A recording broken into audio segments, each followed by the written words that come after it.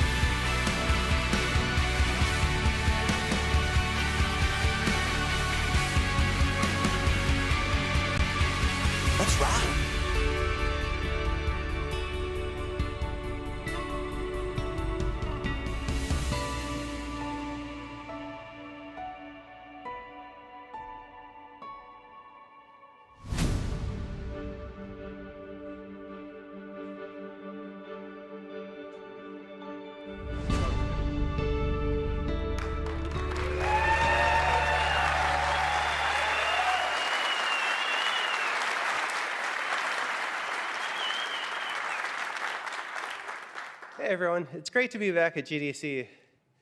Back in 2020, as the pandemic was ramping up, we were the last major company to drop out of GDC. We were the first to go all remote, and then we headed into the pandemic. It was a completely crazy time with thousands of people working from around their homes, but the company thrived. And so I'd like to go through some of the things that we've done since the last GDC. First of all, we launched Project Liberty, Epic's challenge to the App Store monopolies. We're in front of the Ninth Circuit Court. Europe has passed some major new legislation, and the fight goes on for the freedom of all developers. Mediatonic joined Epic, launched Fall Guys for free, and brought in 60 million new players. Bandcamp, the indie music site, joined Epic. Bandcamp helps indie musicians reach fans online today, and we're going to build metaverse opportunities for all musicians in the future. Fortnite thrived during this time. We launched 2 major chapters, lots of seasons, and brought the Fortnite audience up to 500 million player accounts. Travis Scott launched the Astronomical concert into Fortnite. Ariana Grande launched the Rift Tour. And so overall, Fortnite had a really great time with tons and tons of players enjoying and the world constantly evolving. But we also learned some hard lessons. Epic entered into a massive settlement with the FTC. And it really brought home to us and to the whole industry that kids in technology are a pressing topic for all developers to take seriously, and that the expectations of regulators here in the United States and around the world are much higher than ever before. And so we've done a lot over the past few years to improve things. We've added huge sets of new parental controls into Fortnite and the Epic Games Store, and new child safety features like cabined accounts. And being Epic, when we solve a problem for ourselves, we like to bring it to all other developers so they can benefit from the work. And to that end, Super Awesome joined Epic. Super Awesome makes verifiable parental consent tools that are available to all developers for free, so it becomes much easier to comply with all of the regulatory laws around children's access to games worldwide. We also launched Unreal Engine 5 into early access during the pandemic. We went through a year, yes.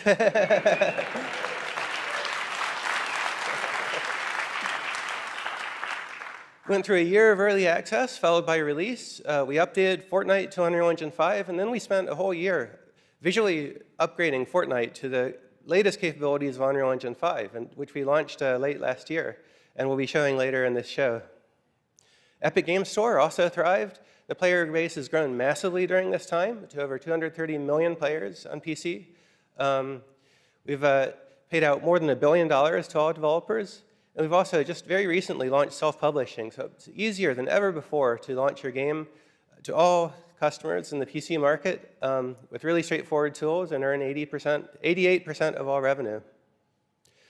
But that's a summary of the past, and this State of Unreal is about the future. So I'd like to invite Nick Penwarden to come up and talk about Unreal Engine 5.2. Thanks. All right. Thank you, Tim. Thanks, Tim. And hi, everyone.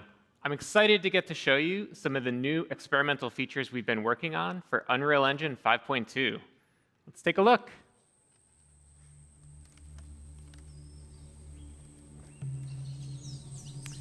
All right, so last year, we added several new features to the engine to support foliage rendering, and the Fortnite team used those features to ship Battle Royale Chapter 4. At the same time, Jacob over there and the team at Quixel we're experimenting with what's possible for photoreal foliage environments, as well as testing out the latest functionality that we've been building for Unreal Engine. So, Jacob's here with us today in the Unreal Editor. Let's explore the environment. And what better way to do that than off-roading? And what better way to off-road than in a Rivian R1T? Now, Rivian uses Unreal to power their instrument cluster, including 3D visualization of their vehicles. So we worked with them to bring the R1T to life in this experience. Let's head on out, Jacob. Sure thing, on my way. All right. So we're building tools for interactive and dynamic worlds. So here we have chaos physics simulating rocks that tumble as we drive over them, leaves bend out of the way, and we also added some real-time fluid simulation.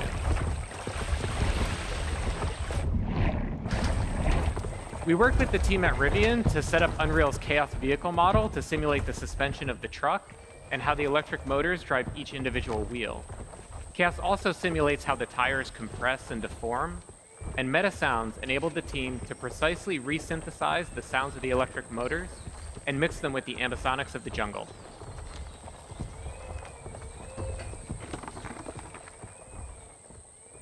So Rivian provided us with a highly detailed model of the truck, about 71 million polygons that we're able to render in real time thanks to Nanite. Now, the Rivian not only looks incredibly realistic because of Lumen and Nanite, but also its materials. And today, we're introducing Substrate, our new material framework.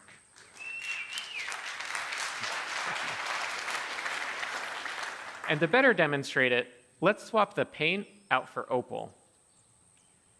Now, of course, you can't order a Rivian with Opal body panels, but Opal was the internal code name for this project, and also a really great demonstration of Substrate's capabilities. The base layer models the iridescence, refraction, and reflections that occur inside of an opal. And on top of that is a layer representing the polished surface and how light is absorbed as it travels through that clear layer of varying depths. And now we can add back on the dust and dirt layers. And notice how the reflection changes when interacting with the dust layer, and that there are no artifacts along the transition from dirt to dust to opal. So Substrate is more expressive, enabling artists to create materials like this with different shading models and compose and layer those materials as they see fit. All right, let's head on out, Jacob. On my way. All right. In terms of performance, Substrate materials that are similar to the current Unreal Engine shading model cost about the same. But now, artists have the freedom to author more complex materials for extremely detailed use cases, like in cinematics and in film. So we're going to drive under this fallen tree here, and everything that you've seen up to this point was painstakingly hand-built by the environment team at Quixel. Everything since that fallen tree has been built using our brand new experimental suite of procedural content generation tools, entirely an engine that are flexible, deterministic, and artist-driven. Our guiding principle in building these systems was to empower artists to make tools for artists. So Jacob's going to go ahead and add a procedural assembly to the world. And the cool thing is that it communicates. Thank you. Yeah. Pretty cool. And the cool thing is that it communicates with other nearby procedural elements in the scene, like the creek bed. So let's say a designer comes by, wants to direct the player to drive to the left. Jacob can simply move the assembly to the right, and everything updates to accommodate that change. Game design is iterative, so let's say the designer comes back, wants to give the player the choice of going left or right again. Jacob can simply move the assembly back over.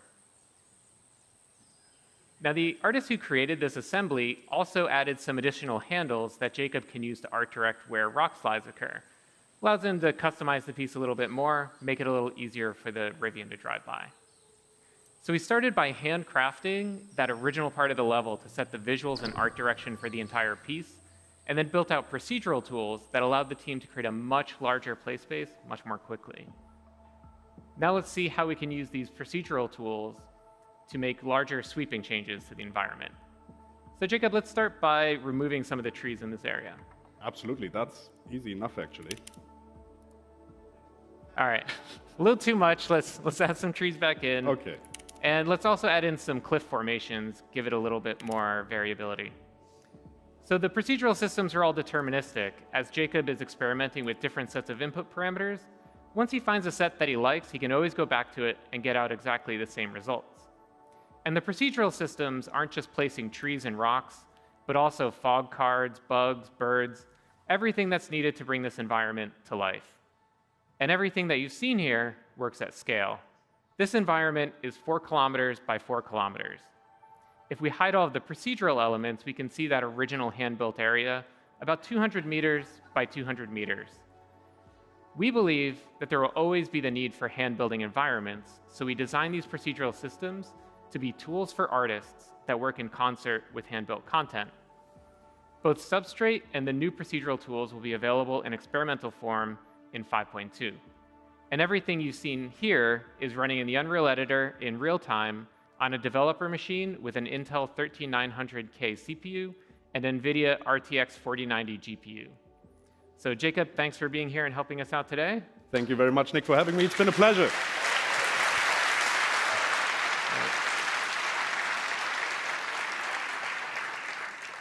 All right, so come visit us at the Unreal Engine booth on the expo floor. You can check out this demo for yourself. And this afternoon, here in the YBCA, we'll have a tech talk diving into the details behind this demo. In addition, the Preview 1 build of Unreal Engine 5.2 is available now. So you can test out all of the experimental new features we showed today, as well as numerous other improvements. Head over to the Epic Games Store to download the binary build, and also get the full source code from the Unreal Engine repository on GitHub.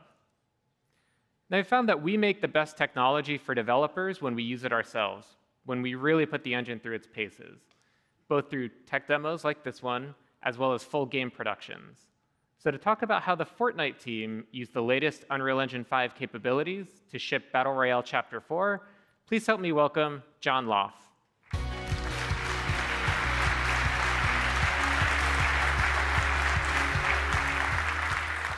Thanks, Nick. For Chapter 4, we wanted to show Fortnite in a way players had never seen before. We upgraded with broad strokes, using Lumen, Nanite, and other UE5 tech. We worked directly with the engine team to improve these features and ensure they scaled on all platforms Fortnite ships on. First up was lighting. Now, our options in the past to improve lighting have been somewhat limited because Fortnite is a really dynamic game. Big lighting just doesn't work because the moment a player destroys a wall, light maps are invalidated. So we were really excited to give Lumen a shot.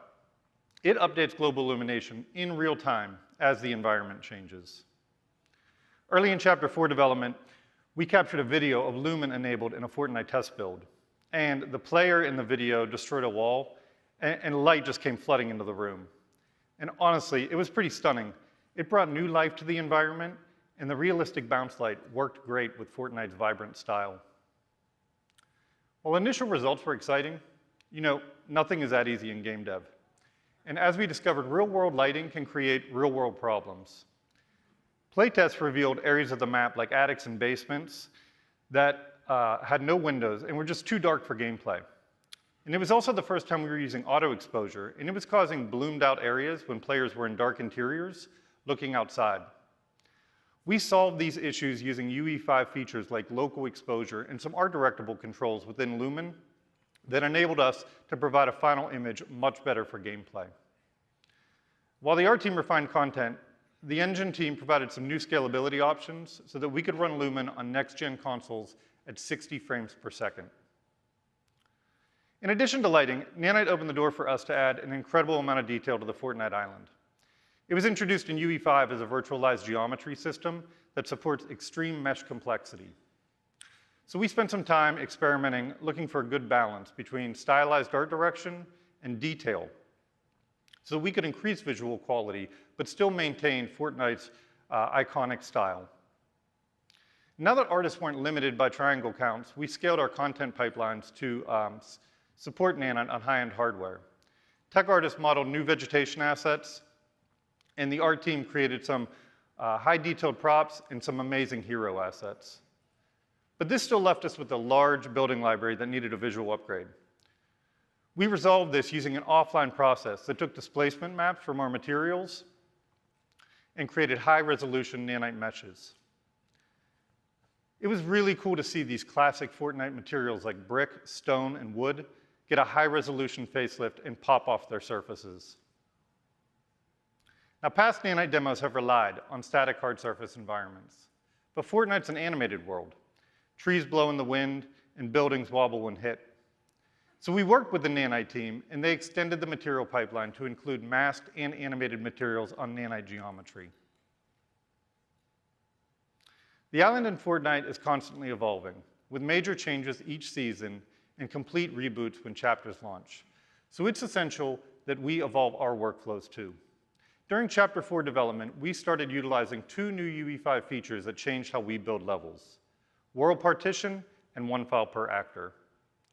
World Partition automates the level streaming, and it allowed us to work in one large level. We use level instance actors to group content logically, like a building and all of its props. 1 file per actor ensured our large dev team could work in this space without source control conflicts. Now, these features hadn't yet been put to their paces by a large dev team, so there were some early bumps in the road. but our LDs were in daily communication with the engine team, and we saw consistent improvements. Not long into production, we were developing Fortnite in a much more collaborative environment. Our goal for Chapter 4 was to deliver an awesome experience to our players. But we also hope by using and improving the engine's newest features, we've improved your experience as well. Now, with a look at the amazing work developers are already doing in UE5, please welcome Dana Cowley.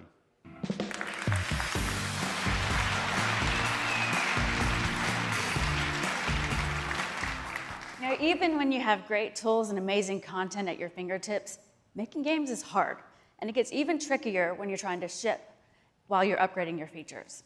And we put a lot of effort into making sure that the transition from UE4 to UE5 was as smooth as possible, and you've proven that it worked. And we've been impressed with all of the teams who have made the jump over so quickly. You know, many of you moved your games over right in the middle of development, and quite a few of you have left internal tech in favor of UE5. And as of last month, 77% of all Unreal Engine users are on UE5, and that's rapid adoption en masse. And over 750,000 of you are actively building with Unreal Engine each and every month. You've invested in us, and we're investing in you.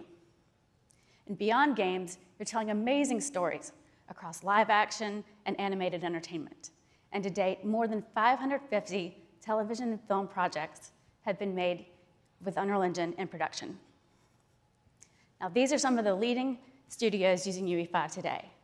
This represents a brain trust of talented game developers from all over the world, and it's getting bigger every day. You've validated that we're on the right path, and we're blown away by how you've embraced the tools and shown us what's possible. And now, you're about to hear from several talented teams who are bringing their awesome games to PC, console, and mobile. First up, we have Qubit Studios, a small team whose game Infinitesimals has not only received an Epic Mega Grant, but is also coming to the Epic Games Store with the help of Epic Games Publishing. Here to give you an exclusive new look is Michael Borjard. Thank you very much. Hi, everyone. I was invited here today to share our story with you. Qubit Studios is a small studio from Europe, and we have one mission: to bring the world of Infinitesimals to life.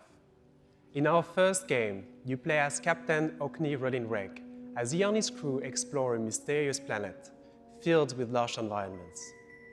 Now, a universe is already big at our scale, but when your main character is only a few millimeters tall, it takes on a whole new meaning. As a studio, we have big ideas. As a small team, we need to make choices. And that's where switching from UE4 to UE5 made a big difference for us. It has empowered us by giving us time back. Let me take you through a few examples. As Orkney is very small, we want players to truly feel its sense of scale by having a large space to explore. By using world partition in UE5, we managed to save months of dev time, not just because of the size of the world, but also because we can build on top of it. It allowed us to spatialize a lot of systems very quickly. And with the built-in HLOD, we get strong runtime performance while being able to load the entire world visually in editor. A large world is great, but it doesn't do us any good if it's empty. And that's where the new packed actors and level instances came in handy. A level designer can use prefabs to quickly prototype ideas, while artists can refine those prefabs in editor by assembling assets together. And with one file per actor, it all happens in parallel. On the animation side, motion warping allows us to use a single animation for a large range of situations. And with Control Rig, we can quickly create those first-pass animations in editor. But the most outstanding features are Nanite and Lumen. We don't need to spend time on topology optimization and can directly use high poly meshes. Lighting is more realistic, and we don't have to use tricks for transition between exterior and interior. All in all, working with UE5 has been a tremendous time saver for us, and upgrading from UE4 was surprisingly easy. We were up and running in a couple of days.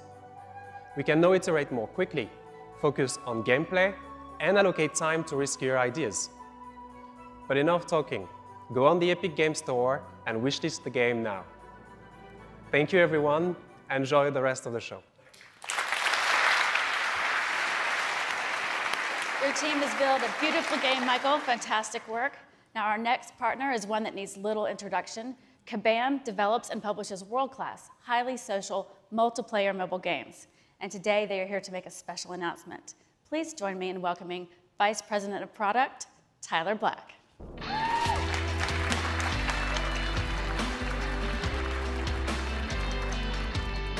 Thank you, Dana, for that kind introduction. Hi, everyone.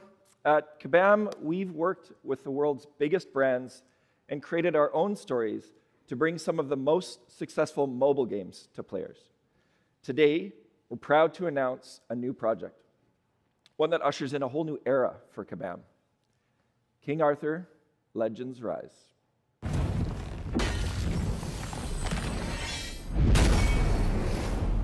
It's a new cross-platform squad RPG set in a stunning reimagined Arthurian world.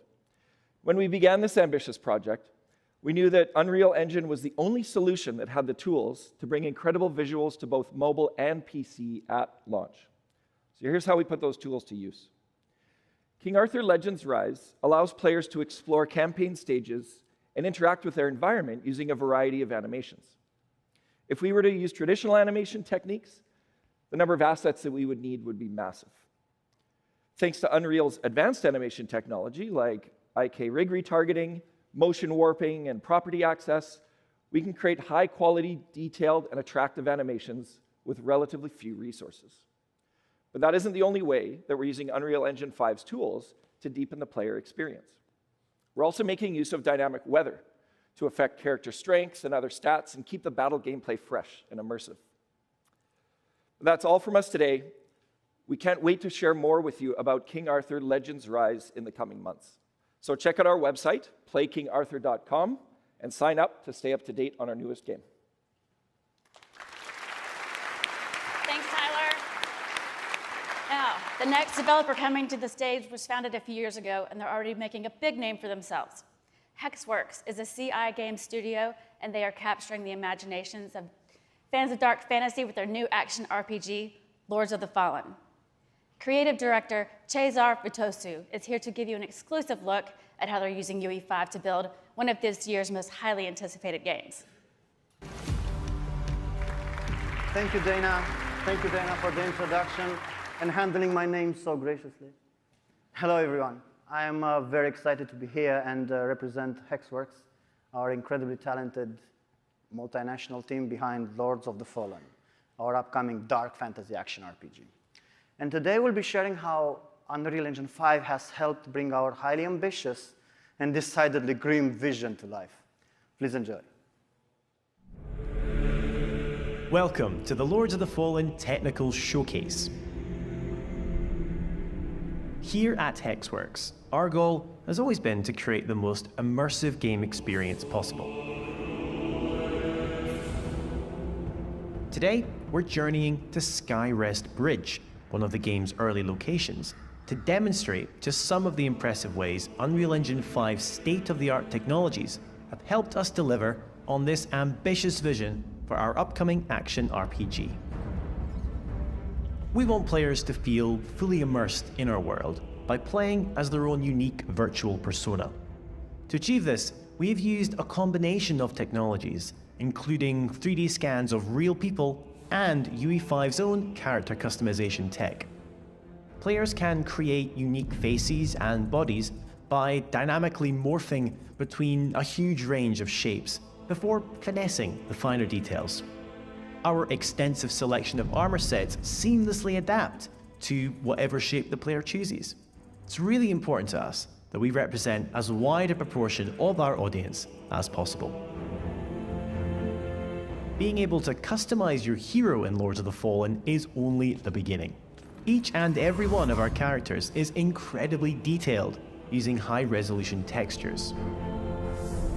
Get up close to any surface in the game, like this tunic for example, and detailed texturing provides incredible levels of micro-detail. How these objects move and behave is also crucial for player immersion. UE5's Chaos Physics engine facilitates advanced simulations for clothes, chains, hair, belts, and a whole lot more. This helps to substantially enhance the secondary motion in all our characters, making their movements look much more lifelike. The lighting in Lords of the Fallen takes full advantage of Unreal's brand new Lumen GI. We've been able to light our complex environments in real time, meaning we can immediately see the effect of a light bounce, for example, without waiting for the traditional slow baking processes. Watch how the lighting reacts as we move our light source around this environment. Global illumination like this can be quite demanding on processing, so we also make use of emissive shapes to add additional details to the lighting of any space. We can then fine-tune these light bounces on our nanite meshes, providing our world with impressive levels of detail and minimal impact on performance. Perhaps the most important element of Lords of the Fallen is the ability to travel between two worlds: the realm of the living, Axiom, and the realm of the dead, Umbral. We've created our own custom toolset within UE5 that allows us to intricately craft these two environments side by side and seamlessly swap between them. This means our artists and designers can ensure these worlds feel intrinsically linked, like two sides of the same coin, even if one side is decidedly more horrific than the other. On behalf of Hexworks, thanks for watching today's brief tech presentation. The twin realms of Umbral and Axiom await fearless adventurers later this year when Lords of the Fallen launches on PC and current-gen consoles.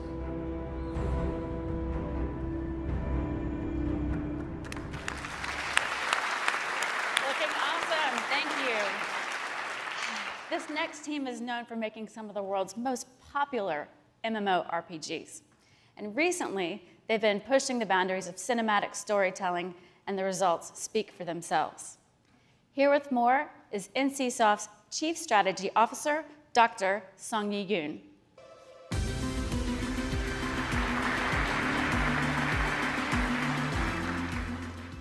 Thank you so much for the introduction, Dana. Good morning, everyone. I'm excited to share our latest production, Project M, with you today. As you may know, NCSoft is recognized as one of the best MMORPG developers thanks to our blockbuster franchises like Lineage and Guild Wars. However, we're not content with this achievement. We're always pushing for boundaries and exploring new technologies. So let me introduce Project M to you. It is our latest innovation, harnessing the power of cutting-edge AI and graphics technology to an unprecedented level. With the help of Unreal Engine, we have achieved our vision for Project M with seamlessly integrating our foundational AI technology, resulting in breathtaking detail.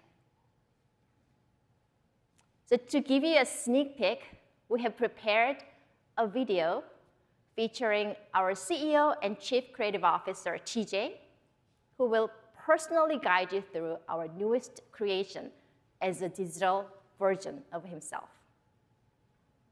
Thank you so much for your attention, and I hope you enjoy Project M.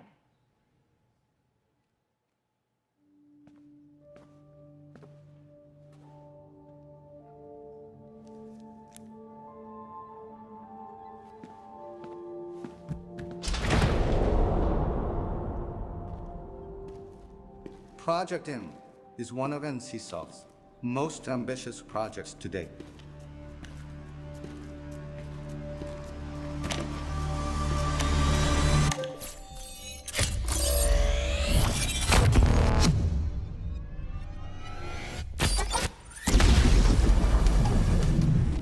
What would it mean to you if the world was comprised of informational particles instead of physical particles?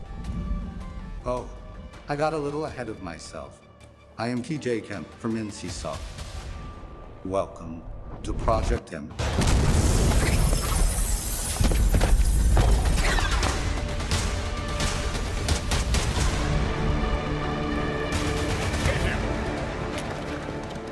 How would the fabric of simulated reality change our perceived world if we could tamper with the arrangement of those particles?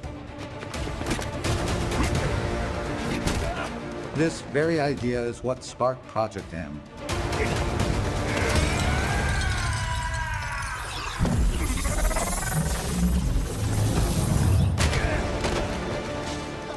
The informational particles that shape Project M's world can transform reality based on your choices. And each choice you make will change your experience.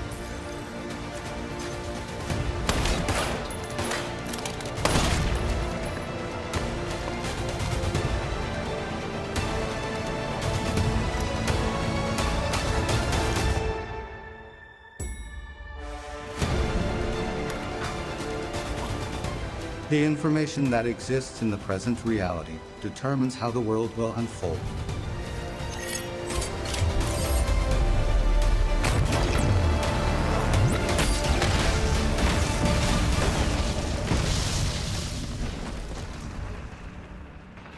Value every encounter and every moment. These will be essential in the world of Project M. This is where our journey ends for now. I look forward to seeing you all again soon.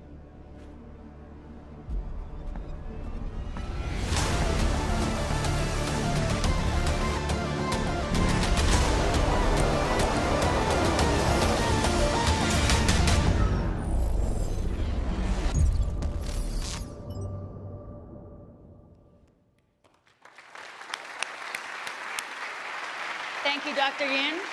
Project M is looking amazing, and it's unlike anything we've seen. And thanks to all the teams that have given us a new look at your incredible games.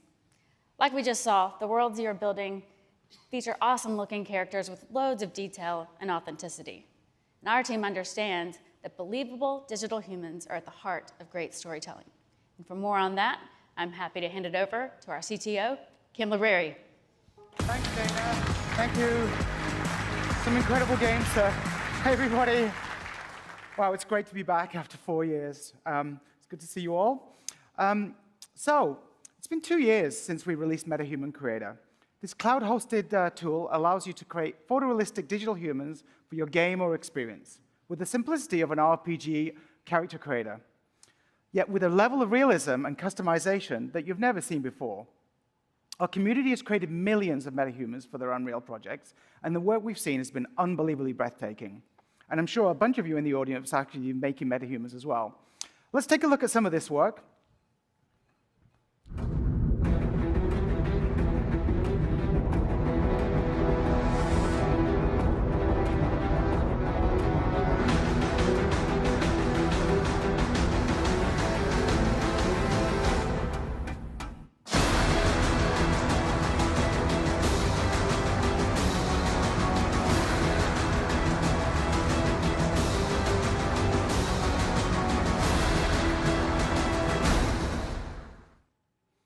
Amazing. You know, there isn't a day that, thank you. So there isn't a day that goes by that we don't see some post on LinkedIn or Facebook or wherever showing us amazing usage of MetaHumans. And I think it's been a really big game changer for anybody trying to tell a story in their game or their experience. But today we want to take things to the next level. So I'm going to actually introduce two of my most favorite friends to the stage. Our head of digital human technology, Vladimir Masilovich, and the actress best known as Senua from Ninja Theory's fantastic Hellblade series, Melina Jurgens. How are you both doing? We're good, thank you. Thank you. It's been a while since we were last on this stage. In fact, I think it was 7 years ago that we went through this ordeal. That's a long time ago. A little bit of PTSD triggering there. But it was the first time we all came together, Ninja Theory, Epic, Cubic Motion, 3Lateral, to do something that we thought would wow audiences here and sort of set a template for the future of using characters in games. So anyway, I think we're in a pretty amazing place right now with the industry, but we do want to take things to the next level. And what I want to do a little bit about is how's things going at Ninja Theory? How's the new game going? Yeah, the team and I are doing really good, and we're just extremely busy working on the follow-up to the first Hellblade, which will be called Senua's Saga Hellblade 2. I can't wait. The first game was fantastic. Thank you. I really can't wait to play it, so get it out soon. Anyway, I'm going to leave the stage and let these two take over. Go and blow people's minds. Thank you, Kim. Hi, everyone. Our guiding vision for MetaHuman has been the democratization of complex character technologies, allowing you to work faster and see the results immediately. A character is only truly believable if its motion fidelity matches its visual fidelity, but animating at this level is a hard task for even the most skilled studios. Some of our best work leveraged 4D capture, but this took specialized hardware and weeks or even months of processing time. While MetaHuman Creator gave you the ability to generate high-quality characters, animating them still wasn't as easy. This is why I'm very excited to announce a new capability to the MetaHuman product, MetaHuman Animator.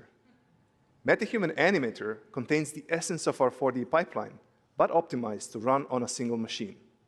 It is able to use iPhone, as well as stereo professional systems, and today, we're going to demonstrate how it works. For this, we're going to need Mel, our technician John Cook, and just the phone. Mel, can you take your position, please? Sure. Yeah. Let me know when you're ready. Okay. Okay, and action. I need performance capture to work like a mirror. I need it to capture whether I'm acting scared or angry. And sometimes, all I need is a look.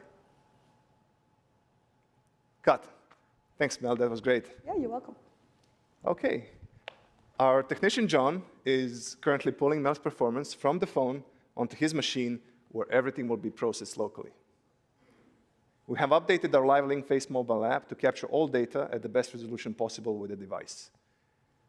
MetaHuman Animator uses video and depth data to convert this data into high-fidelity performance animation, and it can even use audio to produce convincing tongue animation. John is currently scrubbing through the take to pick the section that he wants to process. John, are we all good with the data? Awesome. So from now on, it's just a single button click to kick off the processing, which for a performance of this length will take less than a minute to convert into animation. So Mel, while that is processing, let me show you something else. Yeah. Oh, is that me? Yeah, this is what we refer to as your MetaHuman DNA. Cool. And this is generated by the capture we made earlier, right? Yeah, that's right. So from only 3 frames of video and depth data, we can generate a rig that predicts all of your facial expressions in just a couple of minutes. Wow. And do you only need to do this once for each actor? Yes, that's right. It calibrates the solver to your face so that we can produce the performance in a way that faithfully reproduces your original performance. That sounds cool. Yeah. So let's check back on the processing, which today is on the latest CPU and GPU hardware from AMD. MetaHuman Animator uses a custom epic facial solver and landmark detector. We can interactively look at the animation while it's being solved and compare it to your original performance. So it looks like it's almost finished. After this, it's going to do one more pass to make the curves more stable, which is really quick. And from here on, we just need to export the animation. This takes only a few seconds. And then John needs to drop it in the level and add the audio so that we can see the result. So Mel's MetaHuman should now be ready in the level. Mel, you excited to see the results? Yeah, can't wait to see it. I need performance capture to work like a mirror. I need it to capture whether I'm acting scared or angry. And sometimes, all I need is a look.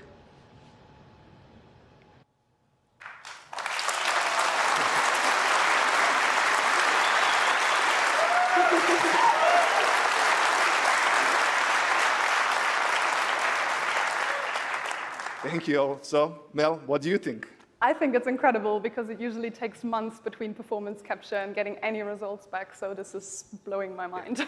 And all of this is solved directly onto animator-friendly controls. In this case, we are using a bespoke 4D rig, which we created together with Ninja Theory for Hellblade 2, but it's also ready to use on any MetaHuman or any other rig that follows our new MetaHuman standard. Let's have a look at that. I need performance capture to work like a mirror. I need it to capture whether I'm acting scared or angry. And sometimes, all I need is a look. So the same take works even on stylized characters.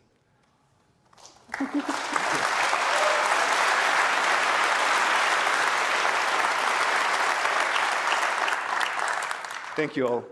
These technologies are completely redefining our creative process, as they will redefine yours when we release MetaHuman Animator to everyone in just a couple of months. We've got one more thing we'd like to show you. We haven't forgotten about the needs for full performance capture shoots. What you're about to see is animation that has not been polished or edited in any way, and it took MetaHuman Animator just minutes to process start to finish. Yeah, so here's one of my favorite lines from Ninja Theory's upcoming game, Senua's Saga Hellblade 2, and I really hope you enjoy it and the rest of the show. Thank you very much. Thank you.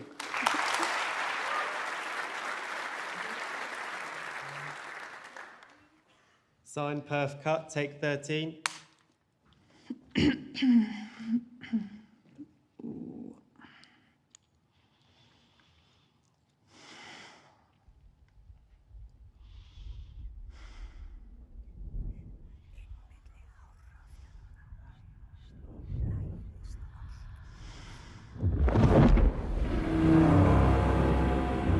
I see through your darkness now. I see through your lies. I will show them how to see as I do. I will not appease your gods. I will destroy them.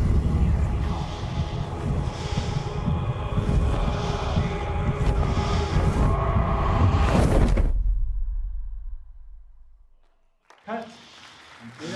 Good? You like it?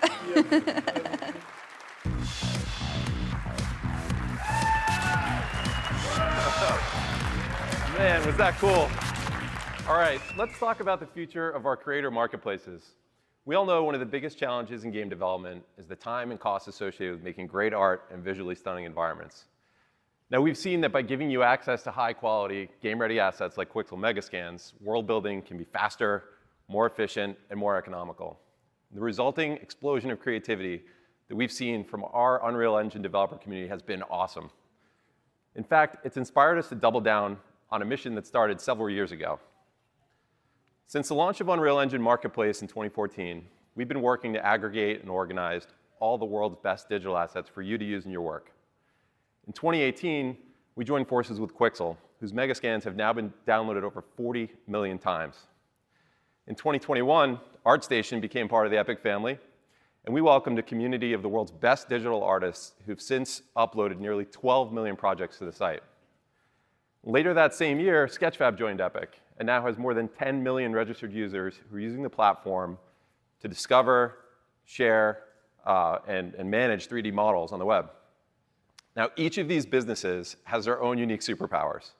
Incredible content, of course, vibrant communities, and killer capabilities. We're now working to bring all this together into a unified offering. Let's take a look.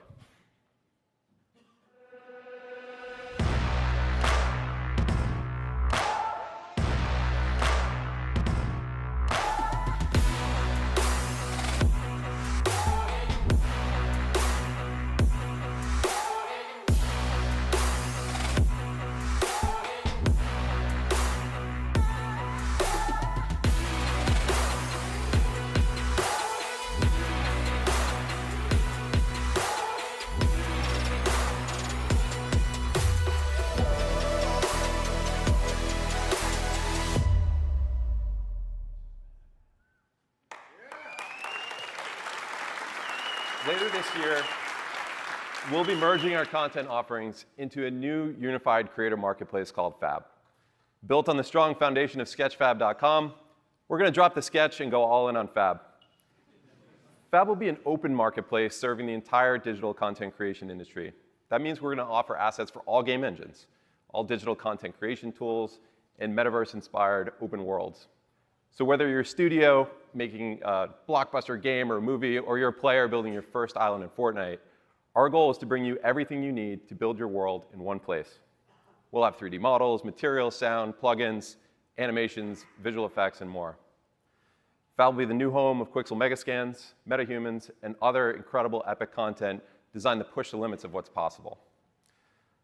We'll also bring you the high-quality assets and environment packs from leading art studios, AAA game developers, media companies, and even musicians who are taking fan engagement to the next level. But our primary focus is on bringing you the best stuff out there from millions of independent artists who will benefit from the lowest fees in the industry, pocketing 88% of revenue from their sales so they can build real businesses and invest in making more great assets for you to use. That's right. Now, with millions of assets, we have to make it super simple for you to find what you're looking for and get inspired along the way. We'll leverage automated tagging to consistently and accurately describe content, and we'll give you the ability to inspect 3D models before you download, making it easy to understand the game readiness of an asset so there are no surprises.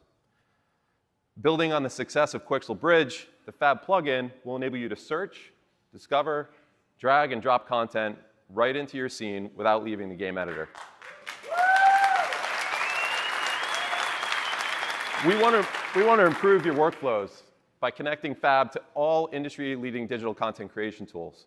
For example, our partnership with Adobe will make it easy for you to export and publish models from Adobe Substance Painter directly to Fab. Finally, leveraging Sketchfab's digital asset management capabilities, Fab will be the place where you go to store, manage, and share assets either privately with teammates for collaboration or publicly on the web to showcase your work. And with collaboration tools like this, we want to help small teams do big things. Now, it's no longer just major studios who are driving our industry forward. World building has become accessible to everyone. And we're seeing this today with tens of millions of new creators building awesome experiences in Fortnite, Roblox, Minecraft, and other open worlds. This is increasing the demand for ready-to-use content, and it's creating an exciting new opportunity for asset creators to reach massive new audiences. We believe an open and fair marketplace where artists and developers can come together to buy and sell assets is essential to the creation of the emerging metaverse. Now, we're going to keep you posted over the course of the next several months as this rolls out, and we're looking forward to partnering with you all to make this an industry-wide success. And now, please welcome Sax Pearson.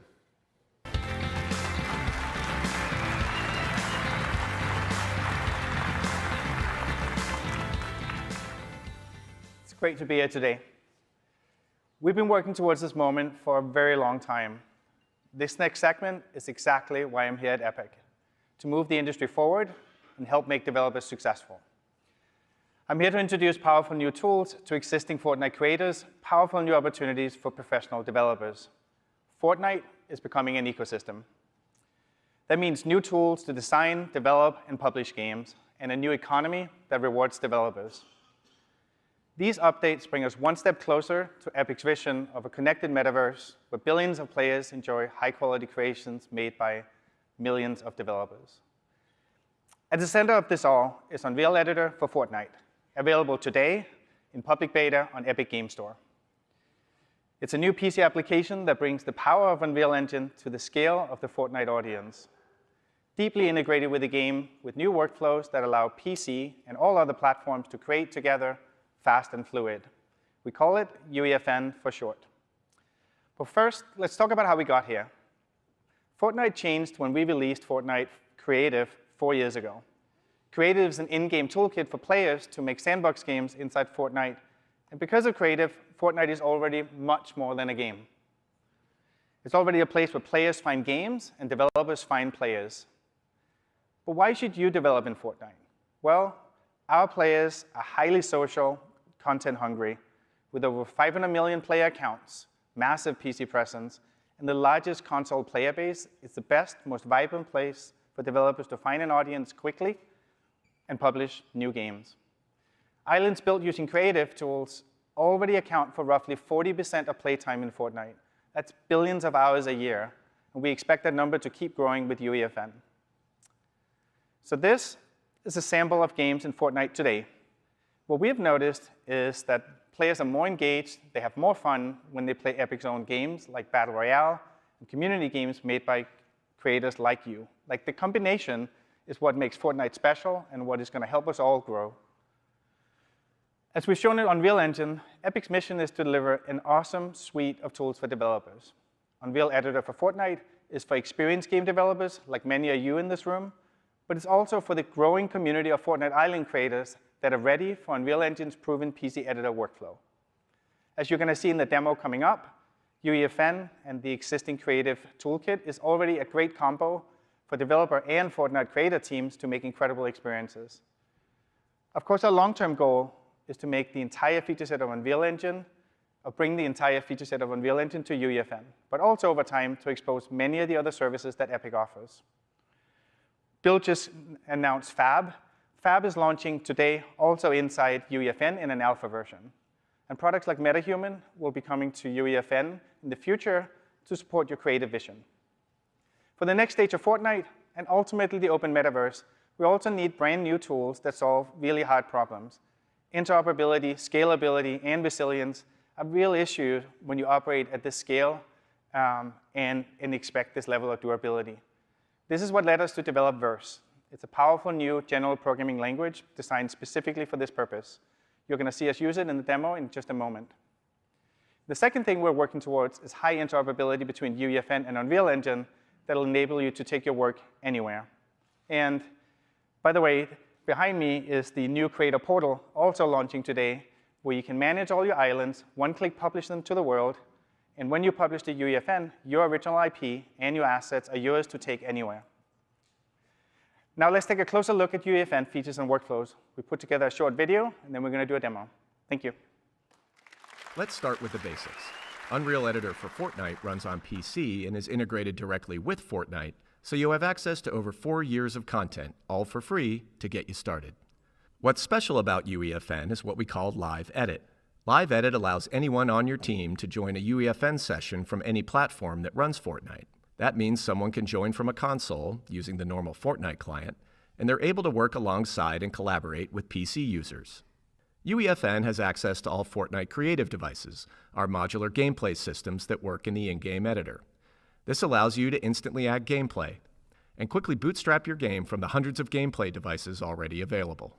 The UEFN beta has many of the same features we use to create Fortnite, including the landscape editing toolset. You can edit the landscape to change the look of your island, or make sweeping changes to create something completely new, and then quickly play it in-game to check out the results. So even though you have access to tons of Fortnite content, with UEFN you can make content that looks nothing like Fortnite. This is a section from Forest Guardian, a tech demo built in UEFN that we are launching today. A big feature of UEFN is the ability to import your own custom assets, so we used a few 3D models, textures, and materials that we built just for the project. And all the lighting in the cave was made possible thanks to Lumen, our real-time global illumination system. You can also find more content like Quixel Megascans and Sketchfab models in our initial alpha release of the Fab plugin for UEFN. All assets are curated and optimized for use in Fortnite, and the full version of Fab will launch later this year. You can also create and modify materials, so you can change the look and feel of objects easily. And you can import skeletal meshes, and then animate using Sequencer and Control Rig. Everything you've just seen is available today in the public beta version of Unreal Editor for Fortnite.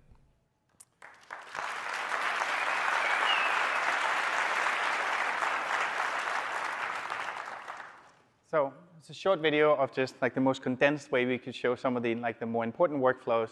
But I think a much better way is to tempt fate, and let's do a live demo on PC running on Fortnite public servers right here on stage. Welcome Michael and Ray to the stage. Take it away.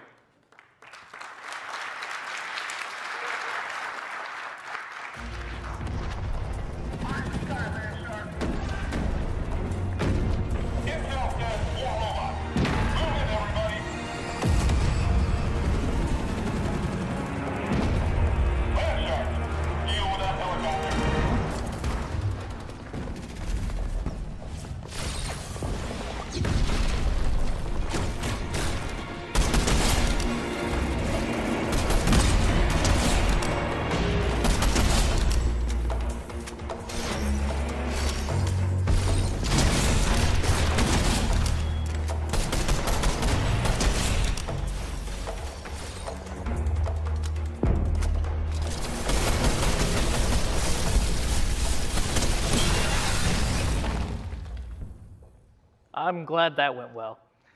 All right, hey folks, so let's talk about how all this was made. Michael here has the scene open in Unreal Editor so we can take a closer look. For the environment, we built this level using Quixel Megascan assets, many of which are available in the Fab UEFN plugin. We also used custom content that we built just for this demo. For the gameplay you just saw, we hand-placed enemies using a creative device called a guard spawner, which generates the aliens that you saw at specific locations. However, we wanted to do more and introduce dynamic play that goes beyond what the current creative devices can do. So to do this, we used our new programming language called Verse. So in this short section of code, every second, we grab the position of the player. And for each spawn location, we then calculate the distance to the player. And if it's within a certain threshold, we tell that guard to spawn into the level. So now we have gameplay that's more reactive to the player's actions. This is just a short example of using Verse, but for a deeper dive, check out the Verse Tech Talk later today. Now, Michael is going to show us how we put the intro cinematic together. Hi, everybody. So before the gameplay section, we played this quick cinematic animation. This was actually created entirely in UEFN using Sequencer. Sequencer is our multi-track editor, and it's been used in everything from in-game cinematics to Hollywood feature films. So let's take a look. Now all of this stuff is available right inside UEFN. So let's take a look at this last shot from a slightly different perspective. So the other thing we featured in this section was a bunch of Niagara. Niagara is now available in UEFN, and it's our high-end VFX system. So, and just like in the movies, you can frame up shots and have great effects. So what we're going to do here is just set this up. So just like in the movies, you can have slow-mo too. Makes everything better, right? So these are just a sampling of some of the stuff that you can do inside Sequencer. But let's get back to the game. All right, so now that we're back in the game, in UEFN, you have access to Fortnite's time of day system. Or you could use what we did and do what we did and use a completely custom lighting solution. And thanks to Lumen, both daytime and nighttime look great. Now, let's go to the final gameplay section and let's close out the demo. But as a reminder, everything that you're seeing here was created in the same version of UEFN that we're releasing today.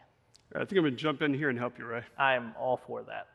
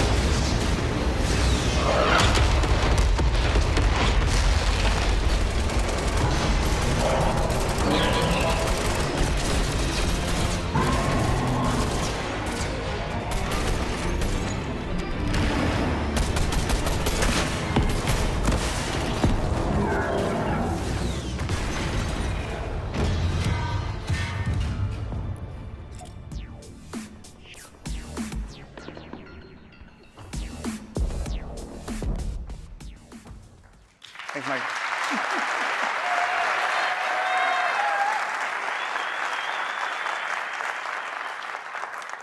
Thanks, Michael and Ray, everybody that put this together. The demo came about when we asked the special projects team inside Epic that came straight off the Matrix demo to, why don't you put UEFN through its paces? And one amazing fact about this demo is that it's less than 400 megs, it downloads and plays in less than a minute, and it plays on any platform that Fortnite runs on. Like, that is the promise of what UEFN is. So again, Unreal Editor Fortnite is available today in public beta in Epic Game Store. If you want an early glimpse of some other technical showcases that our internal teams made with UEFN and Verse, check out Deserted Domination, Forest Guardian, and The Space Inside. All three are available to play right now in Fortnite Discover. So we've talked about brand new tools and the Fortnite ecosystem. Now I want to talk about the next generation of Fortnite's economy that both Epic and creators will participate in. We call it Creator Economy 2.0. Here's how it works. The money in the economy comes from player spending in the item shop. Fortnite generates billions of dollars a year in revenue from player purchases. Fortnite players who have fun engaging in islands tend to spend more in the item shop. Creators who make popular islands are bringing real value to the Fortnite ecosystem, and we're going to share the resulting revenue with them. This is the engine powering a Creator Economy 2.0. We believe this so strongly, we will distribute 40% of Fortnite's global net revenue to eligible creators who publish games in Fortnite, both independent developers and Epic. Anything we make, like Battle Royale, Zero Build, also participates in the pool shared with creators. This will be the primary way that Epic will pay for our own game development in Fortnite going forward. This is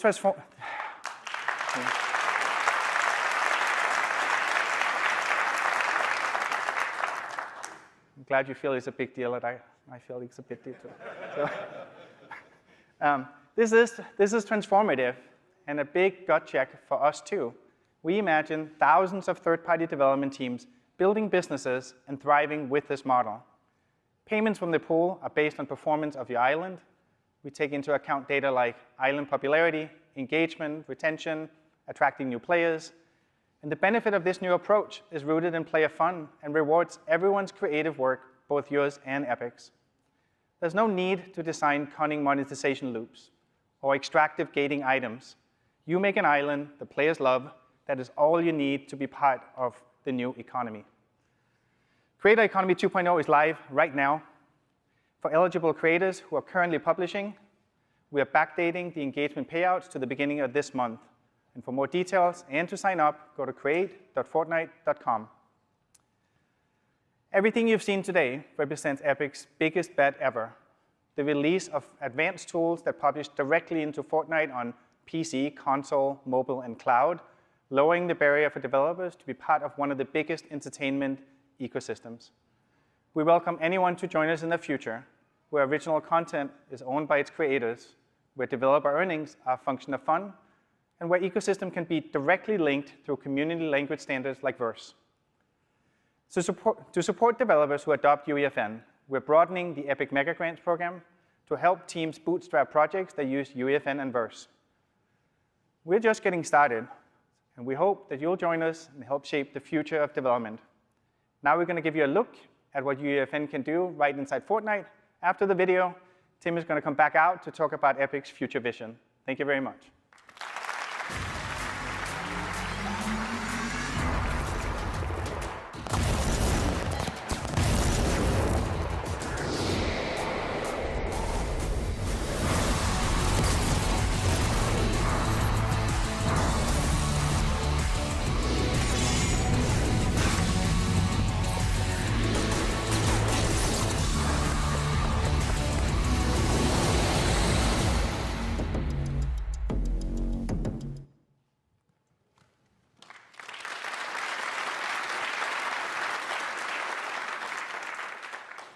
Thanks. We think this is going to be a really powerful combination, putting together Fortnite's 70 million monthly active users with the power of the Unreal Editor and a new creator economy to share the revenue with creators who create engaging experiences. And it's another milestone on the path to a new kind of entertainment medium, which science fiction literature calls the metaverse. Because there's a crazy amount of hype around this whole topic, I'd like to step back and take a long-term look at what we see here. And at the core of it is some very real growth, starting with Fortnite's 70 million monthly active users, Roblox's 250 million monthly active users, Minecraft's 100 million, and PUBG Mobile and Apex Legends, and numerous other metaverse-inspired games, is leading to an identifiable audience today of over 600 million active users in these virtual worlds. And it's on a growth trajectory that will put it at billions of users by the end of this decade. And so we can set aside the crazy hype cycle around NFTs and VR goggles. You know, these technologies may play a role in the future, but they are not required. This revolution is happening right now. And the core of it is something that every gamer already understands. It's you and your friends getting together online and going around as a group on voice chat, having a fun time, and social entertainment experiences. And some of these experiences are serious games like Battle Royale. Some of them are going to a concert and dancing, or chatting with friends and just having a good time. We see this as the next big change in gaming and in Epic's evolution as a company. We started out back in 1991 making 2D games. We recognized the opportunity with 3D, so we built the first Unreal Engine and the first Unreal Tournament game. We evolved to make console games like Gears of War. Then we evolved to make online games like Paragon and Fortnite. But when Fortnite shipped first in 2017, it was just our game. But over time, we recognized the opportunity to bring it to a much wider audience. So we built Fortnite Creative Mode, and then the Unreal Editor for Fortnite coming out now. But we see the future of this medium primarily not about Epic's work, but about the work of independent creators. And we're building towards this open metaverse from two different directions. First of all, we're taking the Fortnite audience we have and enhancing the development capabilities with the new tools and this creator economy to support everybody's work. But we're also helping developers building standalone products evolve towards building metaverse experiences themselves. The Unreal Engine is a tool for this. The Epic Games Store is a distribution vehicle for it. Epic Online Services has taken Fortnite's and Epic's 700 million player accounts and 5 billion social connections and opened them up for free to all developers so they can plug into voice chat and participate in these social experiences in a very easy-to-use way. And all of these are on-ramps to the future metaverse. We really think that over the next decade, today's separate apps and ecosystems are going to join together to form tomorrow's open metaverse. And because the last couple of decades have been about walled gardens, walled gardens, walled gardens, let's back up and talk about how open systems have successfully come about in the past. This last happened really big time back in the early 1980s and 1990s when the open internet was built. Back in those days, there were a bunch of closed networks at different companies and universities that couldn't talk to each other. And so the industry got together and defined open standards to connect these closed networks into one big open network. They connected email systems by putting the @ sign in email addresses so people on one service could communicate with people on other services. And then they began to define open standards like JavaScript and HTML for the open internet so that any user could participate. And the rule at that point was that any company could connect as an equal into the system just by following the open standards. Now let's talk about what this means for the open metaverse of the future. We have the opportunity to take all of these different online ecosystems for gaming, like consoles and publishers, and connect them together into a single place where anybody can talk to anybody else. We have the opportunity to turn today's game engines into tomorrow's metaverse browser engines.